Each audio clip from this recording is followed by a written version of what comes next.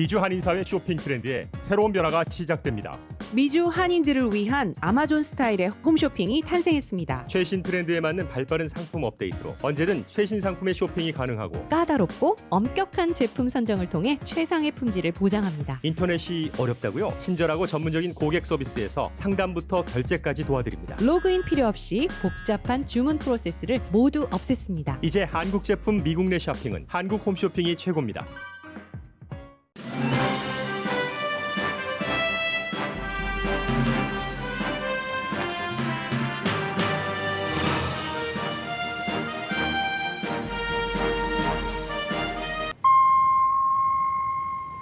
사랑과 감사의 계절 라디오 서울이 함께합니다.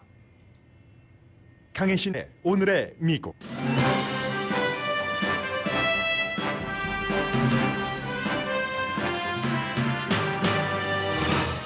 바이든 대통령이 여드레 동안 첫 해외 순방을 떠났습니다. G7 정상회담 등에서의 목적은 우방국이 미국의 손을 놓지 않도록 설득하는 것인데 분명 락스타 대접을 받을 게 확실합니다. 반면 이어지는 푸틴 대통령과의 회담은 결과를 짐작하기 어렵습니다. 과테말라와 멕시코 대통령을 만난 해리스 부통령은 이민을 말하고 싶어 하는데 민주공화 양당에서는 반대 이슈로 부통령을 비난합니다. 연방 상원이 중국과의 경쟁에서 이기기 위해서 마련한 2,500억 달러 규모의 미국 테크놀로지 업계 지원안을 초당적으로 통과시켰습니다. 공화당과 바이든 대통령과의 기간 산업 협상은 깨졌습니다. 세계 최고 부자들이 연방소득세를 한 푼도 안 냈다는 보도가 있은 뒤 당사자들은 말하고 그 말을 들은 일반인들은 잘했군 잘했어라고 하진 않습니다.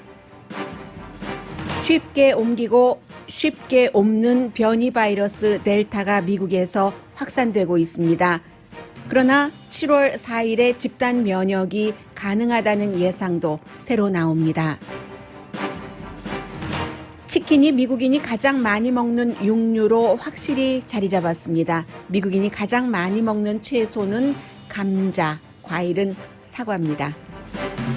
아니, 사과가 아니라 바나나입니다. 와플하우스에서 일하던 고등학교 졸업반 학생이 돈이 없어 졸업식에 못 가고 일할 처지가 되자 사람들이 작다면 작은 친절함을 실천했습니다. 이 작은 친절함이 청년을 대학까지 가게 했습니다. 여러분 안녕하십니까? 오늘의 미국 강예신입니다. 이제 바이든 대통령이 되고 난 뒤에 처음으로 해외 순방을 하는데 당연히 유럽입니다. G7 정상회담이 있고 그리고 나토와 또 유럽연합 리더들도 만나고 그다음에 이제 스위스 제네바로 가서 블라디미르 푸틴 러시아 대통령과 단독 협상을 합니다. 이것은 이제 미국의 대통령이 항상 처음으로 해외 순방을 할 때는 빅 뉴스이기도 하고 더군다나 트럼프 전 대통령이 미국과 다른 나라와의 관계요. 한국과의 관계는 요즘에도 방위비 얘기를 하고 있던데 이제 그런 식으로 우방국과 처음부터 거의 끝까지 우방국이라고 말하기보다는 미국의 완전히 머리를 숙일 수밖에 없는 국가 아니면 미국의 트럼프 전 대통령의 어떠한 정책으로 굉장한 이득을 보는 정권, 이스라엘 같은요. 그런 곳을 빼놓고는 거의 우방국들과 격돌을 했었기 때문에 이번에 바이든 대통령의 첫 번째 해외 순방은 굉장히 중요합니다. 더군다나 이제 유럽이니까 유럽이 세계에서 차지하고 있는 위치도 있고 미국의 넘버1 우방국인 영국도 그곳에 있고 하기 때문에 굉장히 중요한데 이것으로서 다시 이제 미국이 과거와 같은 그런 위치를 확고하게 다지느냐 그렇지 않느냐 때문에 중요한데 과거에 이제 미국이 세계에서 지도국 역할을 할 때 한국에서도 그렇고 아니 미국이 경찰 국가냐? 왜 세계 경찰 역할을 해? 라고 했었는데 그러한 역할들이 지난 4년 동안 아메리카 퍼스트라는 구호 아래 빠지고 났을 때 거의 모든 나라에서 미국이 맡아줘야지 돼. 세계가 너무 많은 나라가 함께 살고 있고 세계화가 이미 많이 되어버렸기 때문에 누군가가 앞장서서 믿을 만한 친구가 리드를 해야지 우리나라도 잘 살 수 있어. 미국뿐만이 아니라 안정되게 이런 그 바람을 굉장히 많이 가졌고 그 바람에 대해서 첫 번째 반응이 이제 나오게 될 겁니다.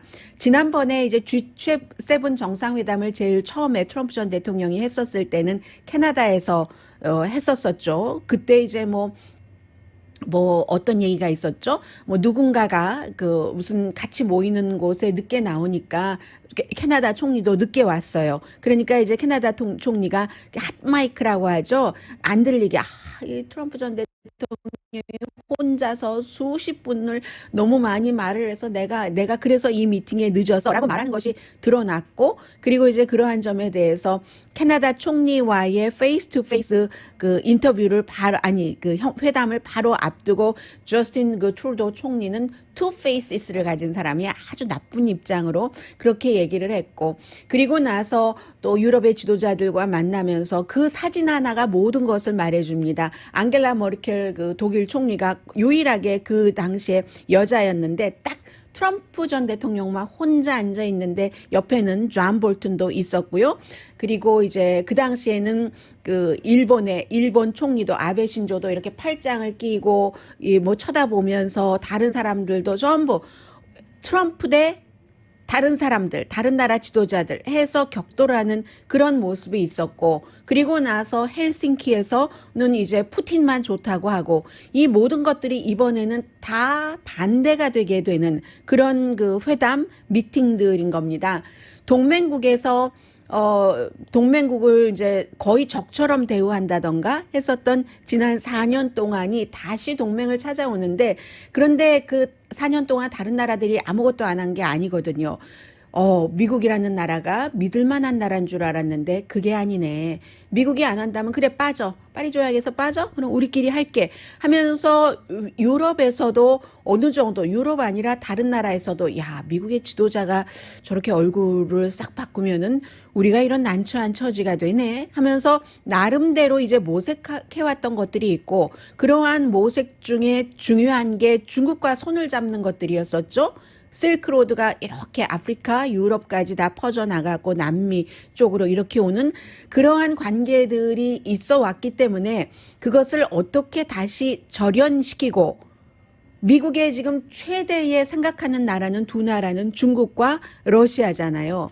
적국으로 경쟁국으로 그 사이를 왔다 갔다 하면서 그렇기 때문에 이게 4년 동안 이 미국 없이 우리들은 어떻게 살아가야지 되는가를 모색했던 국가의 지도자들에게 미국과 같이 손을 잡아야지 되고 이 손을 놓으면 안 된다 하는 것을 안심시켜야지 되는 게 바이든 대통령의 임무입니다. 뭐 기후변화라든가 팬데믹이라든가 모든 분야에서 다 마찬가지고요. 분명한 것은 이번에는 어떤 서로 지도자들끼리 서로를 모욕한다던가 그런 일은 없을 테고 뭐 나토 그 지도자들 미팅에서 무슨 대통령 딸이 가서 대통령 자리에 앉아서 뭐 회담에 참석을 한다던가 경험이 전혀 없는 딸이 그런 일도 없을 겁니다. 그런데 한 가지는 애매한 것이 블라디미르 푸틴 러시아 대통령을 만나는 것을 두고 지금 미국 내부에서도 아니 만나긴 왜 만나 너무 일찍 만나네 요즘 러시아가 하는 것 좀 봐 미국에 대해서 사이버 공격하고 여러 가지 얼마나 이렇게 왜 푸틴을 미국 대통령이 취임하고 첫 번째 순방에서 만나줘서 세계 무대에 다시 한번 올려줘야지 되지 독재자 푸틴을 이런 얘기를 미국 내부에서도 합니다.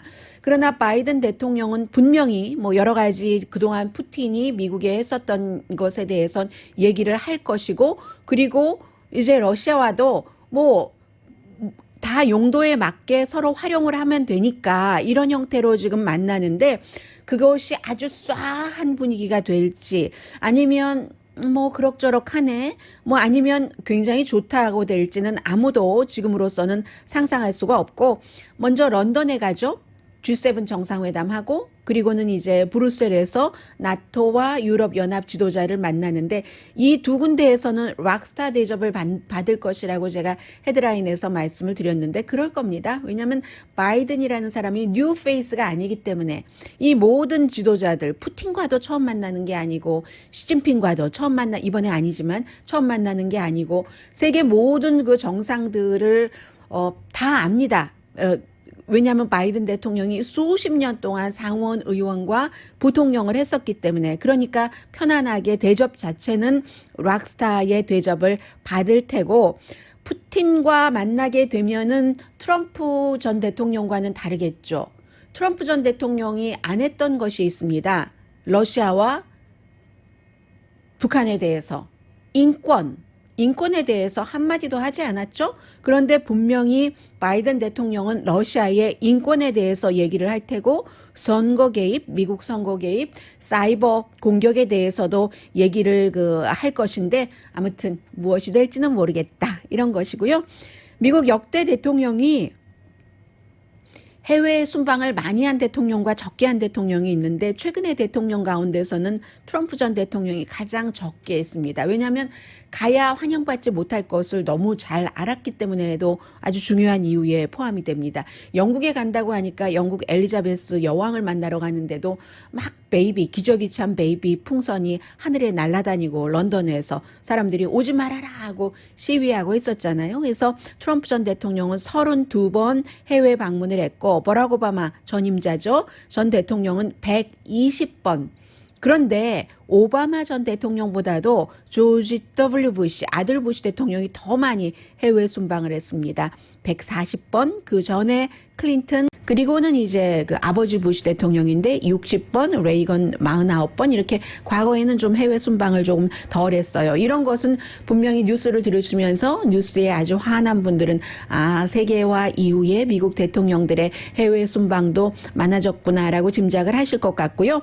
그래서 이제 이렇게 중요한 일인데 기자단들의 그 비행기 출발이 거의 7시간 늦어졌거든요. 어제 대통령 수행 기자단이죠. 전세기를 타고 가는데 왜 그랬냐면요. 참 매미 한 마리 때문에 그 매미가 비행기에 뭔가를 방해하기 때문에 7시간 겨우 이제 매미 그 해결을 하고 나서 떠난 그 흔한 매미가 막 울잖아요. 막 소리를.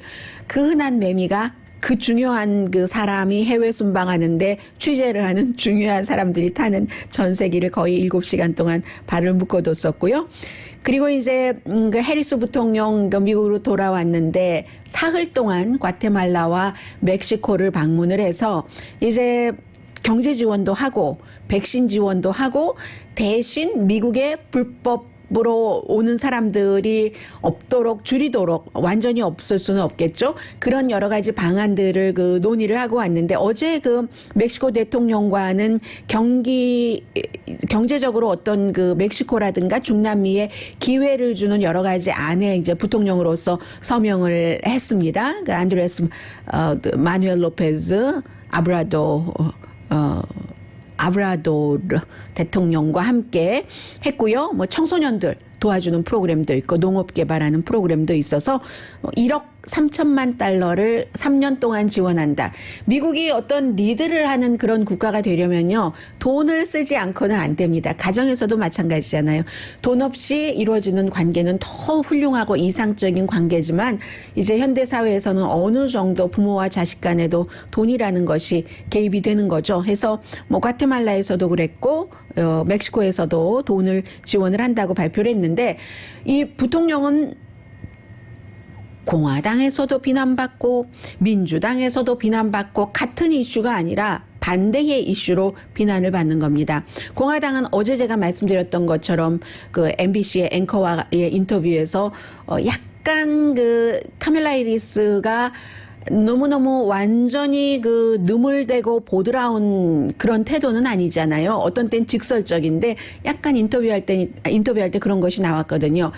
사람들이 그러는데 홀트 앵커가 왜 국경을 지금 그렇게 문제가 심각한데 4월 달에 국경에 17만 명이 넘는 사람들이 미국에 오려고 왔거든요. 그게 지난 20년 사이에 최고 숫자입니다.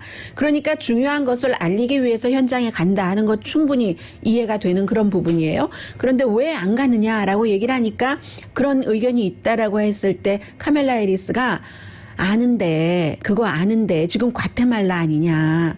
과테말라에서 내가 할 일은 이민 전체적인 것에 대해서 이민 뿌리에 대해서 왜 그런 사람들이 그렇게 많이 국경까지 가느냐 하는 것을 하는 것이니까 그 점에 대해서 물어봐달라 뭐 이런 식으로 좀 얘기를 했어요. 그것을 듣고는 공화당이 아니 지금 중요한 게 있는데 그게 말이 돼 하고 굉장히 비난을 많이 했고요. 또 이제 말할 때 listen 제 얘기 좀 들어보세요 라고 please는 안 했어요. listen 하면서 저 전에도 미국과 멕시코 사이에 국경에 갔고 앞으로도 갈 겁니다. 왜 제가 지금 꼭 가야지 된다는 그런 뭐 가는 것도 좋지만 지금은 저는 이 과테말라에 와서 이 문제를 풀고 있잖아요. 하니까 이제 공화당에서는 비난을 하는 것이고 과테말라에 있을 때는 이민의 뿌리에 집중하자라고 얘기를 해서요. 국경이 중요한데 라고 공화당을 얘기를 하는 거고 그리고 민주당에서는 알렉산드리아 오카시오 콜테스 뉴욕이 지역구인 가장 민주당에서 진보적인 가장 왼쪽에 있어요. 젊은 이 의원이 뭐라고 얘기를 하냐면 과테말라 방문 실망스럽다. 왜냐하면 거기서 오지 말라고 얘기를 했잖아요. Do not come. Do not come 이라고 얘기를 했기 때문에 이 알렉산드리아 오카시오 콜테스 의원은 미국에 이렇게 오려고 하는 그런 사람들, 미국 국경에서 난미 신청을 미국에 하는 사람들은 100% 합법이다. 그런데 do not come 하면서 실망스럽다고 얘기를 했습니다. 그런데 이것도 그 알렉산드리아 오카시오 콜테스가 조금 말을 중간 부분만 한 거예요. 분명히 do not come 하면서 불법으로 미국에 올 생각은 하지 말라고 얘기를 했거든요. 카멜라 해리스는 과테말라에서 불법이라는 얘기를 분명히 아무튼 했습니다. 그런데 이제 진보는 진보대로 공화당은 공화당대로 이 카멜라 해리스 그 부통령이 그 하는 일이 싫다는 거예요. 본인들이 원하는 쪽으로 더 많이 해주지 않기 때문에. 그런데 이 이민이라는 이슈는요.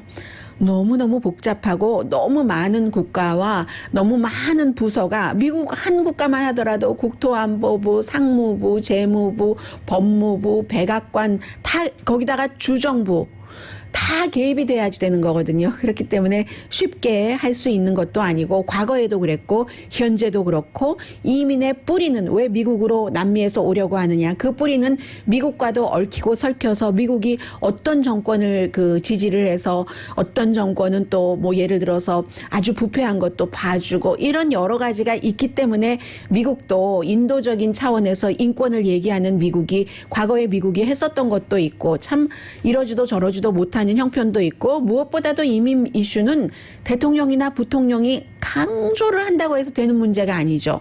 의회에서 결정적으로는 해결을 해야지만 되는 문제라는 것 말씀드립니다.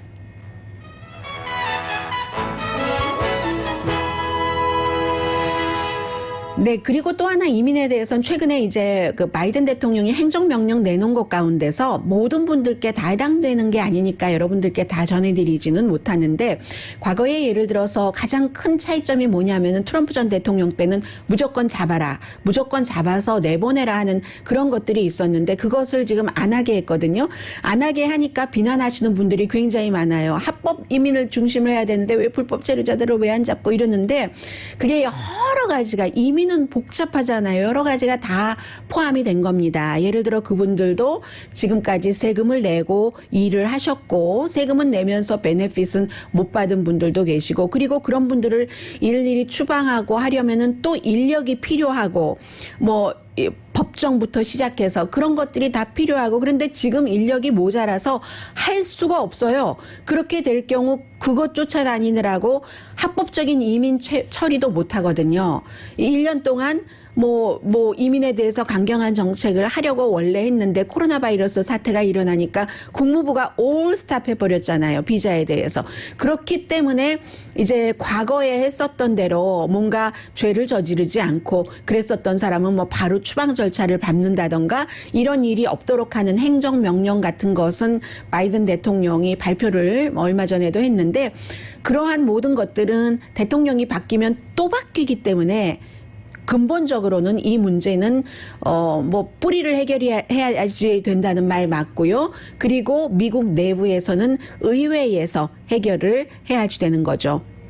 오늘의 미국은 전문가가 추천하는 이민법, 가정법 전문 재인정 종합법률사무소, 미주류 언론과 유명 인사들을 감동시킨 미주 판매 1위 카후나 마사지 체어, 한인 기업의 자랑 카후나 마사지 체어, 코지다운 갤럭시 거위털 이불은 잠이 솔솔 오게 하는 기능성 거위털 이불, 거위털 이불 전문회사 코지다운, 언제 어디서나 내 맘대로 골라보는 한국 TV, 한국 쌍방울이 만든 최고의 KF94 방역 마스크 트라이를 미주 최초로 출시한 한국 홈쇼핑 공동후원입니다. 이상한데요. 마이크 이렇게 올라가는 그래프 있잖아요. 다른 날보다 굉장히 많이 올라가요. 마이크 레벨은 똑같은 것 같은데 시끄러우셨어요? 네, 잠시 뒤에는 저는 어제 굉장히 중요하다고 생각을 해서 앞부분에 말씀을 드렸지만 아주 앞부분에는 말씀드리지 않았고 가능하면 좀 부드럽게 말씀을 드리려고 애를 썼습니다. 왜냐하면 빈부의 차이와 부자들의 그 세금 내는 형태라고도 말씀드릴 수 있겠고 또 어떤 시각에서 보면 행태라고도 말씀드릴 수 있습니다. 그래서 이제 그 내용이 전해지고 나서 어제 제가 이제 조금 시차적으로 빨리 한 편이거든요. 다른 많은 매체들이 이제 주요 매체들이 아주 그런 것을 전문으로 다루는 그 매체가 했기 때문에 프로퍼블리카를 인용을 해서 보도를 하니까 조금 시차적으로 늦어질 수밖에 없었어요. 그런데 제가 여러분들께 전했었던 것보다 훨씬 다른 그 미국의 대체적인 주요 매체가 전하는 것이 더 이 부자들의 세금 안 내고 절세하고 합법적으로 하는 것을 더욱 강하게 비난하는 톤이거든요. 오늘 이제 그에 대해서 세금을 안 내는 부자들도 얘기를 했어요. 그들은 무엇이라고 말하는가를 좀 들려드리겠고요. 그리고 또 뭐가 있습니까? 네. 미국이 지금 항상 머릿속에 생각하고 있는 것은 중국이에요. 예전에 그 트럼프 전 대통령 머릿속에는 항상 힐러리 클린턴이 들어있었다. 오바마가 들어있었다. 이런 게 있었잖아요. 그처럼 미국이라는 국가에는 중국이라는 게 들어있어서 국가적으로 하는 중요한 거의 모든 일들은 중국을 타겟으로 하는 겁니다. 잠시 뒤에 전해드립니다.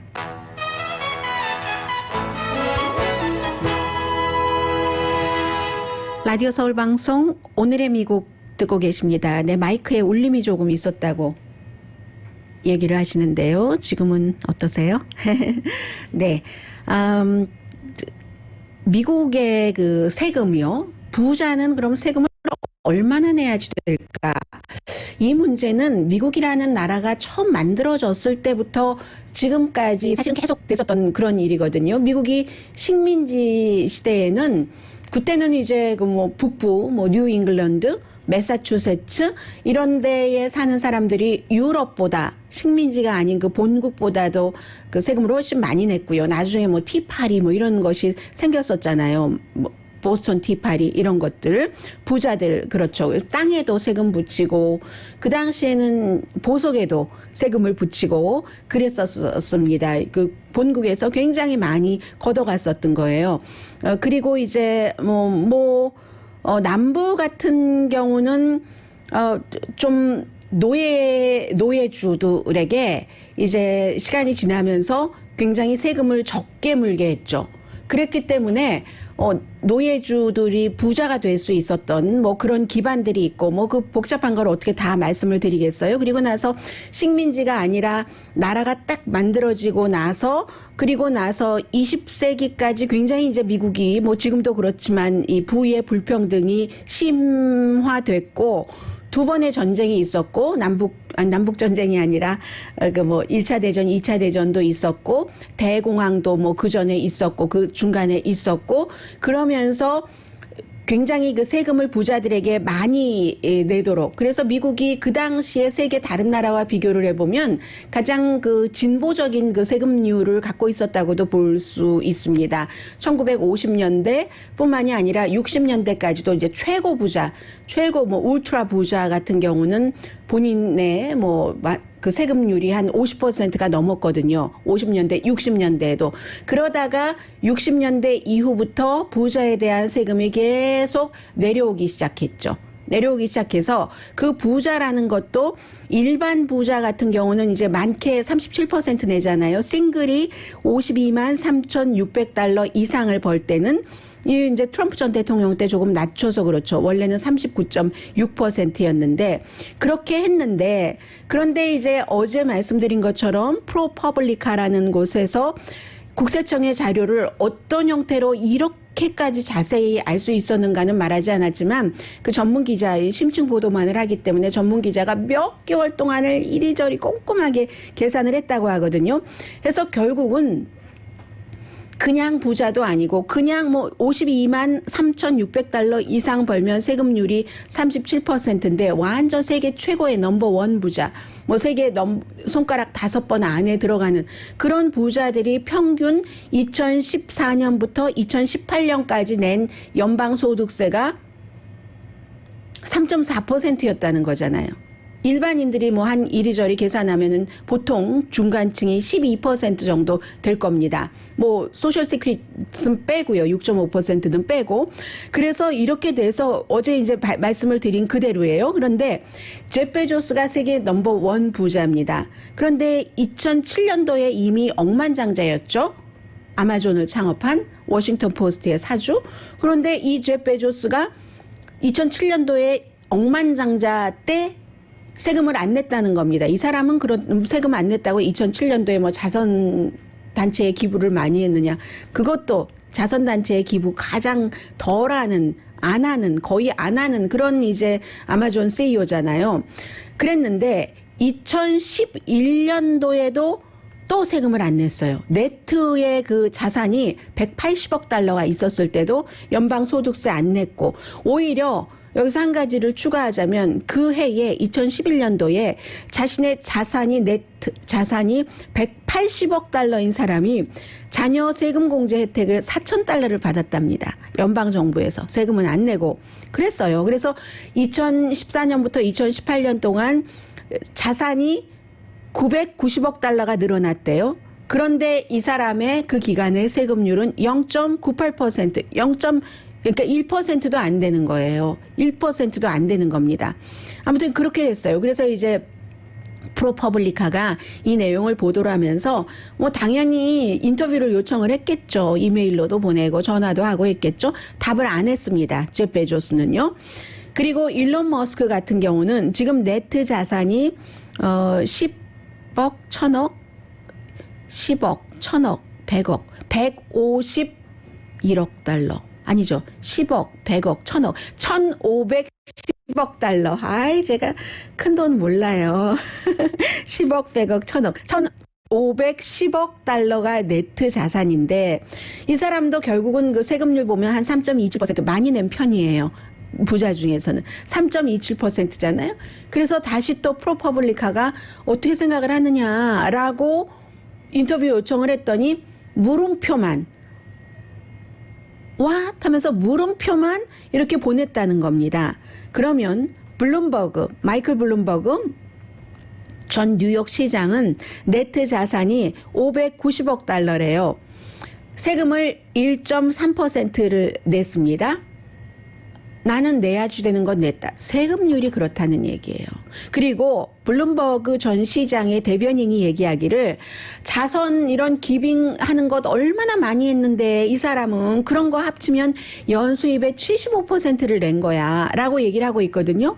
뭐 부분적으로 뭐 타당성이 있어 보여요. 그리고 나서 워렌 버핏. 어제 제가 워렌 버핏에게 조금 서운한 것 같은 뭐 이런 얘기를 했잖아요. 왜냐하면 내 비서보다 내가 세금을 더 적게 냈다니 말이 돼? 뭐 이런 얘기를 했으니까. 그래서 워렌 버핏은 네트 자산이 960억 달러인데 2014년부터 2018년까지 세금 낸 게 100만, 1000만, 2370만 달러. 수입이 많이 늘어났어도 아무튼 세금을 그렇게 많이, 액수로는 많죠. 액수로는 많지만 세금률은 가장 낮아요. 0.11%였습니다. 프로퍼블리카가 워렌 버핏에게 물어봤어요. 제가 좀 전에 말씀드린 것과 같은 뉘앙스도 기분 나쁘지 않게 싫어서 질문을 했겠죠. 그랬더니 워렌 버핏은 강하게 자신을 방어하더라. 이게 지금 오늘 아침에 영국의 가디안 등이 보도하는 내용이거든요. 어떻게 방어를 했느냐면은 그건 미국의 세금 코드가 잘못된 거야. 그렇기 때문에 내가 바뀌어야지 된다고 얼마나 많이 얘기를 했냐고. 큰 아주 다이나믹한 부자는 이 세금률에 맞지를 않으니까 부자에 대해서 세금률을 어떤 형태로도 올려야 된다는 거예요. 그러면 37%를 낸다고 하는데 뭐 53만 달러 이상만 벌어도 왜 이 사람들은 안 되느냐. 그런 이 문제가 있잖아요. 그 문제가 역시 주식이라든가 아니면 부동산이라든가 이런 것들은 팔기 전에는 세금을 안 내잖아요. 그러니까 그러한 것들을 이리저리 어떻게 해서 세금을 안 내는 방식으로 이 사람들이 봉급받지 않잖아요. 페이롤 책에서 딱딱 떼가는 것이 아니기 때문에 그래서 이게 뭔가를 바꿔야지 된다라고 얘기를 하는 거죠. 워렌 버핏의 경우는 나는 내가 살아있을 때건 내가 죽어서건 내가 만들어 놓은 자산의 99%는 사회에 환원한다고 서약을 하지 않았느냐. 뭐 빌 게이츠랑 다 한 서약, 그 서약을 얘기를 한 거예요. 그렇기 때문에 나는 이 세금률이 맞지 않아서 그런 거지 잘못된 게 아니다라고 얘기를 하는 겁니다. 그래서 지금 바이든 대통령이, 그러니까 부자들은 흥청흥청 사죠. 사고 쓰고 비즈니스 익스펜스 하고 자동차도 한 대도 아니고 두 대도 아니고 뭐 석 대도 아니고 집을 살 때 자동차가 뭐 너무 많이 들어가야지 되고 전세기도 있고 하잖아요. 그런데 하기 때문에 바이든 대통령이 자본소득세 인상을 고려한다는 거죠. 무슨 그런데 이것도 별 의미가 없어요. 안 팔면은 그만이니까. 어떤 형태로 돌려받기 하고 하면은 그만이니까 어떻게 할 수가 없는데, 이제 미국에서 그렇기 때문에 엘리자베스 워렌이라든가 버니 샌더스라든가 이런 사람들은 그 최고 부자, 앞서 말씀드린 그런 울트라 부자 같은 경우는 네트 자산의 3%를 세금으로 내야지 된다. 이런 안을 발의를 하지만 가능성 없겠죠. 당연히 가능성이 없을 것 같고요.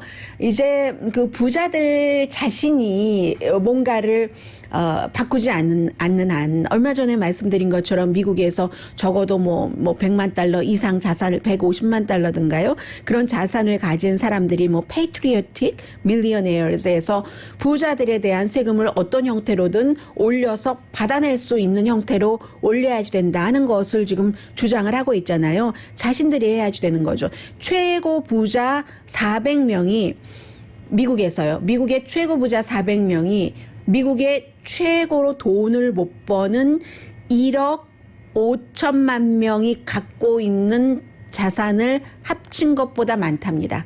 400명 대 1억 5천만 명. 그것보다도 더 커요. 이 부등호가 이렇게 가고 있어요. 400명에게. 그래서 이제 울트라 부자가 언제 어떻게 세금을 더 많이 내게 될 수 있을지 없을지 여기에 대해서 여러분이 울트라 부자라면은 반대를 하시겠지만 지금 이런 문제들이 있습니다.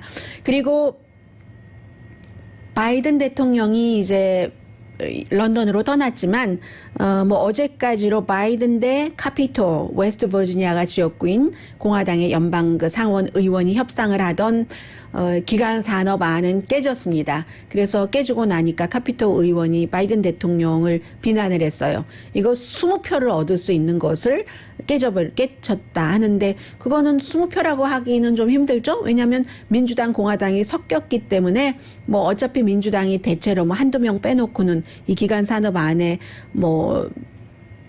찬성을 할 것이 거의 확실했으니까. 그런데 그럼에도 불구하고 또 한 번은 깨졌지만 새로운 파트너가 또 생기게 되거든요.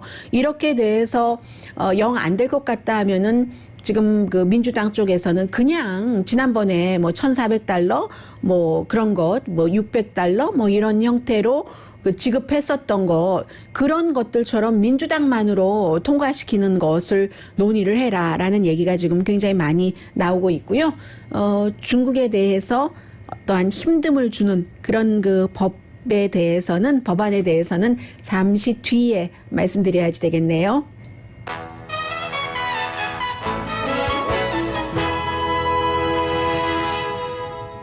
라디오 서울 방송 오늘의 미국 듣고 계십니다. 네.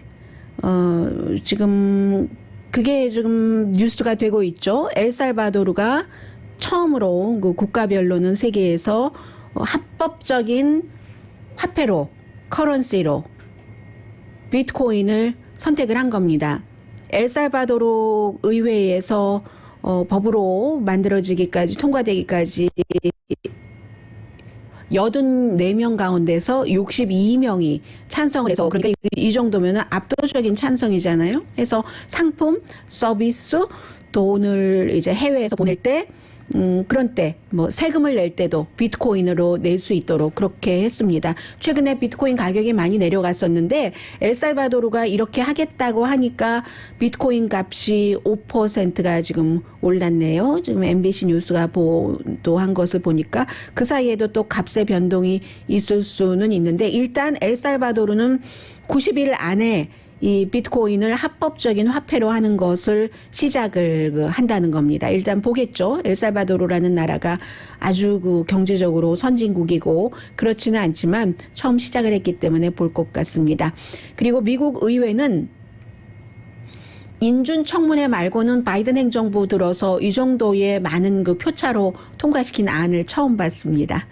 중국에 대해서 중국을 겨냥해서 하는 건데, 중국을 어떻게 나쁘게 하자 하는 게 아니라 중국을 우리가 이기기 위해서는 미국의 테크놀로지를 굉장히 지원을 해야지 된다는 그런 지원안입니다.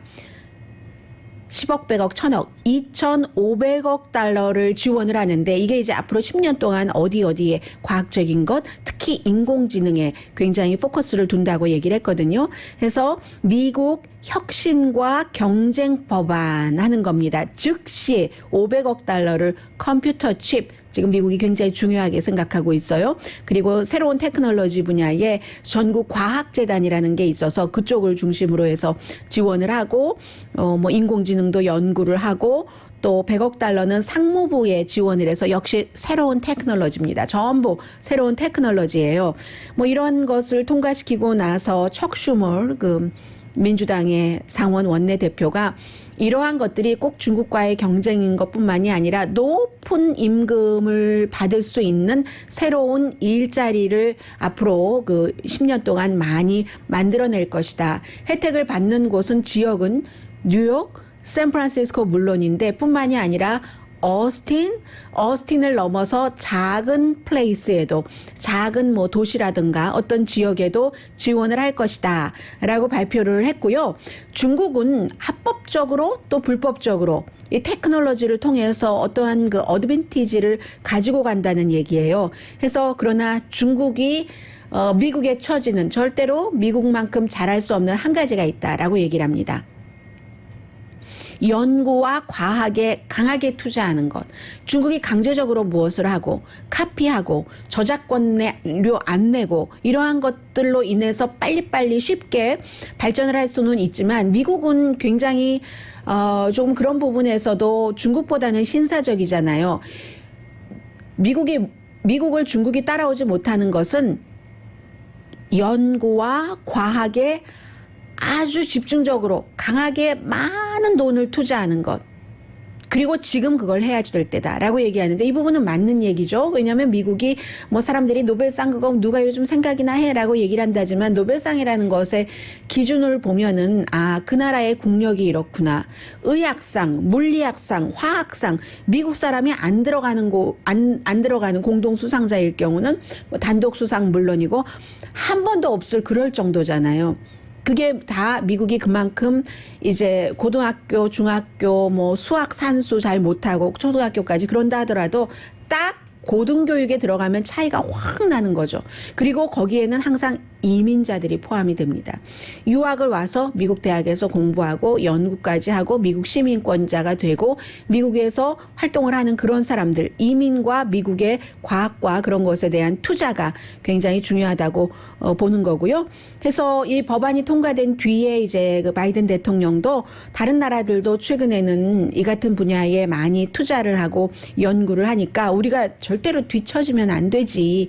미국은 이 포지션을 유지하기 위해서 세계 최고의 혁신적이고 생산적인 국가가 돼야지 된다라고 얘기를 했습니다. 중국 공산당과 다 싸운다는 얘기예요. 그래서 항상 이러한 법안에는 그 법안 내용이나 또 통과되고 나서 정치인들이 발표할 때나 바이든 대통령도 마찬가지로 중국 공산당이라는 말을 꼭 합니다. 상원에서 먼저 됐고요. 이 법안은 하원으로 보내지는데 하원에서도 당연히 통과가 되겠죠. 제가 좀 뉴스를 느긋하게 하려고 했는데 결국은 이런 내용을 빨리빨리 전해드릴 수밖에 없게 되네요. 어쩔 수 없죠. 미국에서요. 1970년대까지는 치킨은 소고기, 돼지고기, 계란에 다 뒤졌습니다. 그런데요. 당연히 소고기를 제일 많이 먹었었고 2004년도 와서 이게 조금씩 차고 올라오더니 치킨이 더 많아지기 시작하더니 그 사이에 조금 치킨 소비가 내려가긴 했지만 그래도 소고기 소비보다 지금 훨씬 많아요. 2004년부터 지금까지. 그리고 최근에 다시 또 올라가고 조금 내려오고 올라가고 나지만 치킨, 뭐 빨간 고기, 하얀 고기 이거 하는 거예요. 그에 비해서 피쉬, 터키 같은 것은 항상 맨 아래예요. 계란보다도 훨씬 적게 먹네요. 그리고 채소는 순서만 말씀드립니다. 시간 때문에요. 감자, 양상치, 토마토, 어니언, 캐비지, 샐러리, 그 다음이 당근, 옥수수, 고구마, 오이, 벨페퍼, 또 뭐 브로콜리, 하얀색 브로콜리, 그 컬리플라워 뭐 이런 순서거든요. 그런데 최근에 많이 올라오는 것은 감자는 그래도 계속 유지를 하고 있어요. 탑에서. 최근에 많이 올라오는 건 토마토를 안 먹어서 목이 쉬네요. 토마토입니다. 토마토라는 것. 그리고 과일은 저 애플이라고 잘못 말씀드리려고 했어요. 애플이 1995년도 뭐 90년도까지는 위였는데 90년대 이후부터 바나나가 뭐 좋다, 골다공증 안 걸리려면 먹어야 된다 이런 얘기 막 나오고 하면서 바나나가 지금 넘버 원을 차지하고 있습니다. 잠시 뒤에 뵙겠습니다. 혜화야. 내가 어저께 너와 시간을 많이 보냈지? 그랬더니 목이 쉰다. 서울에서 친구가 왔거든요. 그랬더니 피곤하진 않은데 왜냐하면 친구랑 맛있는 음식 먹고 좋은 대화하고 서로를 뭐 생각 같은 것도 다른 것을 느낄 수 있고 하는 좋은 시간이었기 때문에 그래서 기분은 좋은데 목은 많은 시간을 보냈었다고 말해주고 있네요.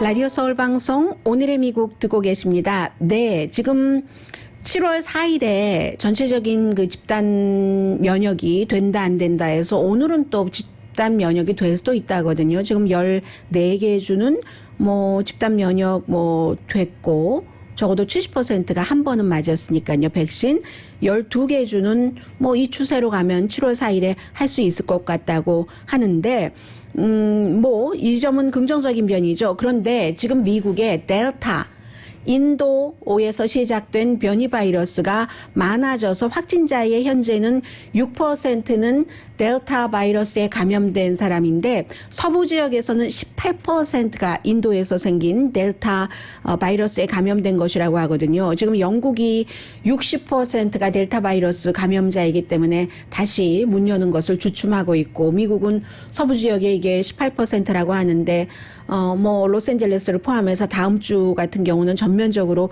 개방이 될 것 같고요. 이 변이 바이러스가 특히 델타의 경우는 쉽게 감염되고 쉽게 남에게 전이를 시킨답니다. 그렇기 때문에 이 병원 입원율도 높고요. 조금 심각하고요. 증세도. 그러니까 입원을 하겠죠. 그래서 백신을 맞으라는 겁니다. 왜냐면요. 지금 파이저 앤 바이오엔텍 백신 접종을 받았을 경우에 델타 그 변이 바이러스에 대해서 88% 효력이 있다는 얘기거든요. 그리고 이제 그 알파 영국 변이 바이러스에 대해서는 93% 효력이 있다. 그런데 2번 다 맞으면, 한 번 맞으면 그 확률이 확 떨어지기 때문에 항상 그렇기 때문에 백신 접종 2번 다 접종하고 얘기들을 하는 겁니다. 오늘의 미국은 전문가가 추천하는 이민법 가정법 전문 제인정 종합법률사무소. 갑자기 왜 생각이 안 나요? 미 주류 언론과 유명 인사들을 감동시킨 미주 판매 1위 카후나 마사지 체어, 한인 기업의 자랑 카후나 마사지 체어, 코지다운 갤럭시 거위털 이불은 잠이 솔솔 오게 하는 기능성 거위털 이불, 거위털 이불 전문회사 코지다운, 언제 어디서나 내 맘대로 골라보는 한국 TV, 한국 쌍방울이 만든 최고의 방역 마스크 트라이를 미주 최초로 출시한 한국 홈쇼핑 공동폰이었습니다. 10시에 좋은 아침, 좋은 하루 방송됩니다. 네. 엘라바마주에 와플 하우스가 많잖아요. 여기 팬케이크 하우스 많듯이 와플 하우스에서 고등학교 졸업반 학생이 한 달 조금 넘게 일했는데 매니저에게 저 뭐 며칠 뒤에 일하겠어요. 졸업식에 갈 뭐 누가 픽업해 줄 사람도 없고 옷도 없고 가족들 티켓도 없고 하니까 말이 안 되지. 그게 말이 돼? 하면서 매니저가 그걸 다 이렇게 주선을 하고 또 손님들도 와서 누구는 옷을 사주고 신발 사주고 양말 사주고 픽업해 주고 가족 티켓 사주고 했거든요. 이 스토리를 듣고 난 주변의 커뮤니티 칼리지에서는 어머 그래? 그러면 이 학생을 우리가 도와줘야지 하면서 4년 장학금에 책값에 모든 것을 다해서 이 학생은 뭐 말할 수가 없대요. 말로 할 수가 없다고 얘기를 하거든요. 친절함이 그 학생 한 명의 인생을 바꾸기 시작하는 거잖아요. 강희신이었습니다.